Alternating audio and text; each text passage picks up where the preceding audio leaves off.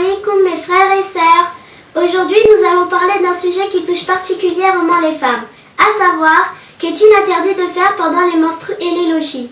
Il faut savoir que les menstrues et le sang des lochis sont des écoulements de sang qui surviennent chez la femme sans que cela soit dû à une maladie. Les menstrues sont aussi appelées les règles. Les lochis, c'est le sang qui survient après l'accouchement. Lorsque la femme est en période de menstrues ou de lochis, il ne lui est plus permis d'accomplir certains actes. Ce qui n'est pas permis de faire lorsque le sang dû au lochis ou aux règles apparaît. Faire la prière. Il n'est pas permis à la femme, durant les menstrues ou les lochis, de faire la prière, que ce soit une prière obligatoire, forte, ou une prière surérogatoire, sunnah ou nafilah. Elle reprendra la prière lorsque l'écoulement sanguin sera terminé et qu'elle aura fait le roussoul. Toutefois, elle n'aura pas à rattraper les prières obligatoires qu'elle n'a pas faites durant cette période. Le prophète, sallallahu alayhi wa sallam, a dit en réponse à une question de Fatima bint Hubaysh, Inna dam al-haydi damun aswadun yu'raf, fa idha kana dhalika fa amsiki min as-salat. Ce qui a pour sens, le sang des règles est un sang rouge foncé et connu, alors s'il a lieu, abstiens-toi de prier. Il ne lui est pas permis de jeûner, que ce soit un jeûne obligatoire ou un jeûne surérogatoire.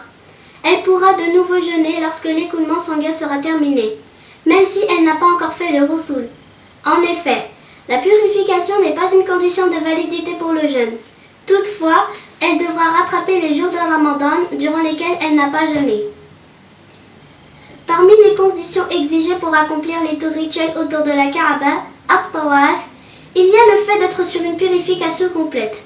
Le prophète, sallallahu alayhi wa sallam, a dit At-tawafu bimanzilati salah, ghayra anna Allah qad ahalla fihi al-mantiq. Ce qui a pour sens, at-tawaf est comme la prière, sauf que Dieu, Allah, y a rendu licite de parler, rapporté par Al-Hakim. Donc, il n'est pas permis de faire le tawaf sans avoir rempli toutes les conditions exigées par la prière, telles que le wudu. Ainsi, la femme ne doit pas être en période de menstrues ou de lochis.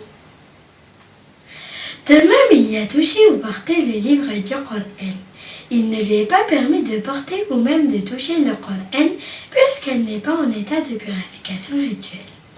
Allah dit La yamassuhu illa al-mutahharun, dont on en comprend que n'ont le droit de le toucher que ceux qui sont en état de purification rituelle. Il ne lui est pas permis de rester dans la mosquée tant qu'elle n'est pas en état de purification rituelle. Le prophète a dit Inni la uhillu al-masjida li haid wa la junub. Ce qui a pour sens, certes, je ne rends pas licite de rester dans la mosquée pour la femme qui a les règles et la personne junub, rapporté par Abu Daoud. Ce jugement concerne la mosquée, lieu construit pour l'adoration, et non la salle de prière, lieu construit pour usage quelconque, puis utilisé comme lieu de prière.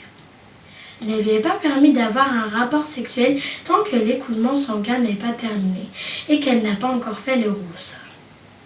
Il ne lui est pas permis de réciter le Coran en raison du hadith suivant. La yaqra'u al-junub wa al-haid shay'an min al-Qur'an. Ce qui a pour sens que la personne junub et la femme qui a les règles ne récitera du Coran, rapporté par At-Tirmidhi. Qu'Allah nous accorde davantage de science. Inch'Allah. Barakallahu fikum wa salam alaykum.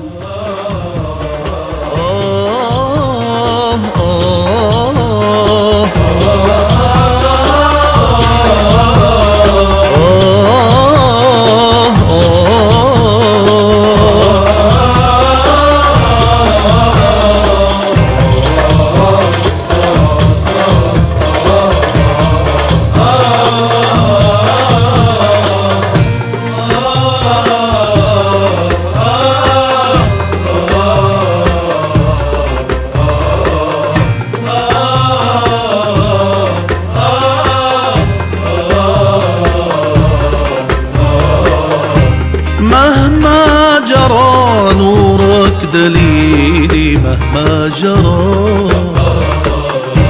خير الورى دربك سبيلي خير الورى